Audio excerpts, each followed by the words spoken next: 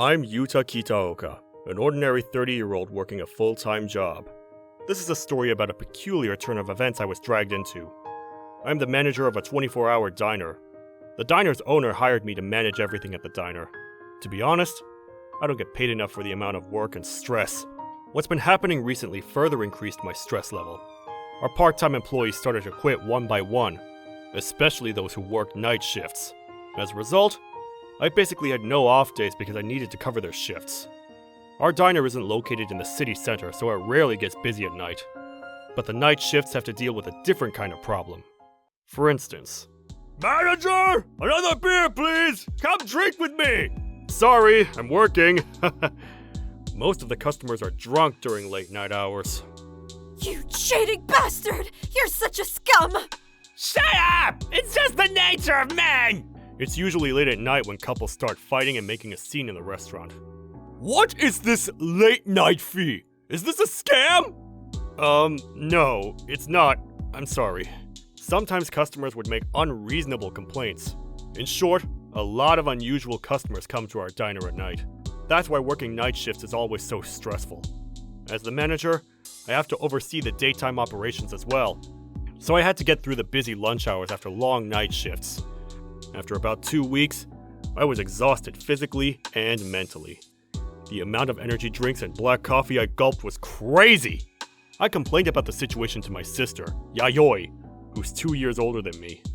Didn't you realize something? You're single and living alone. Isn't it sad if you die from overworking? Eat more healthily, at least. I got scolded by her. One day, it was a quiet night, and I was the only one working.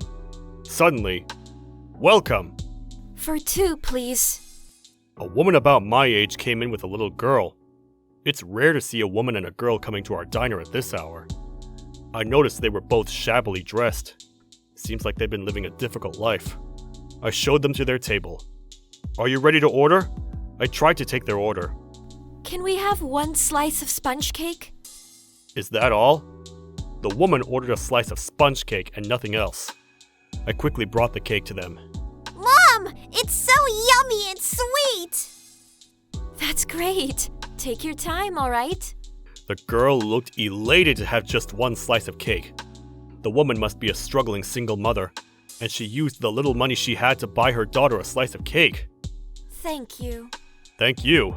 Bye." They left right after the daughter finished the cake. A few minutes later, Help, please! My mom, the daughter came back crying. I hurriedly ran outside with her to the sidewalk. "Are you okay?" Yeah, I'm just dizzy. The woman was on the ground and unable to move. I took out my phone and tried to call an ambulance for her. Please, don't call an ambulance. Please. She looked very weak, but she grabbed my hand and stopped me from making the call. I figured she must have her reasons. I was still working, so I couldn't leave the diner, but at the same time, I couldn't leave her on the street either. In the end, I decided to call my sister for help. "Sis, I need your help!" "How is she?"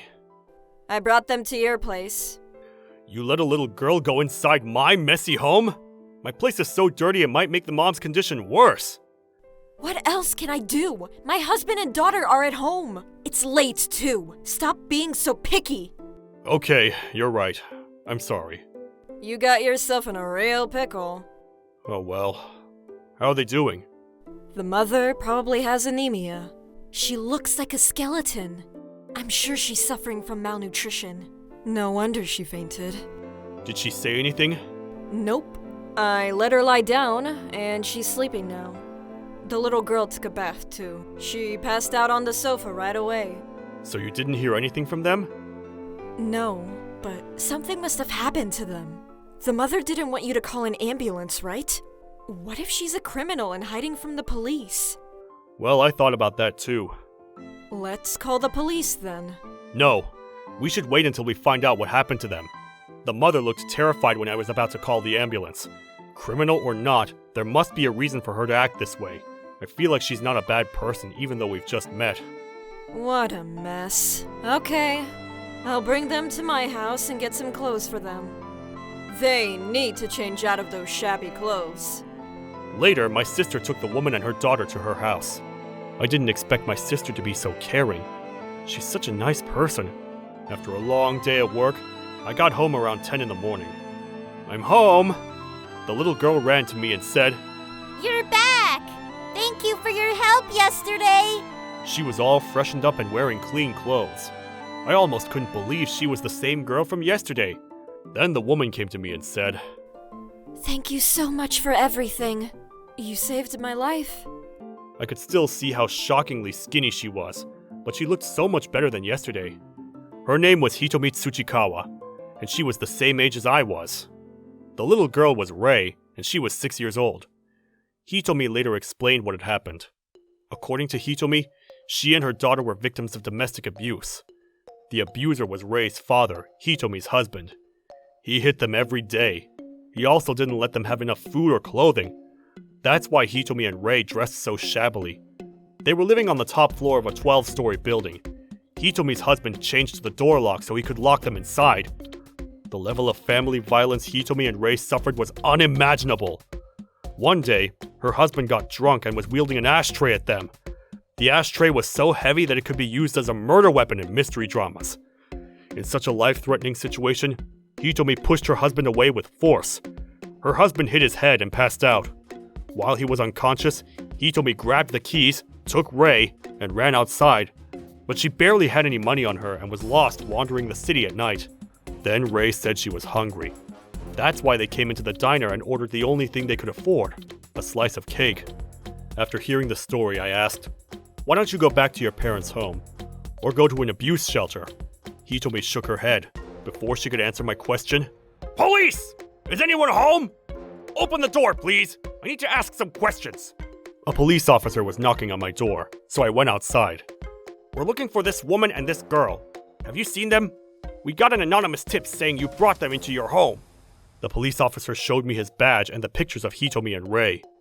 I played dumb and pretended I didn't know anything. No, I've never seen them. I was working all day yesterday. My acting must be terrible.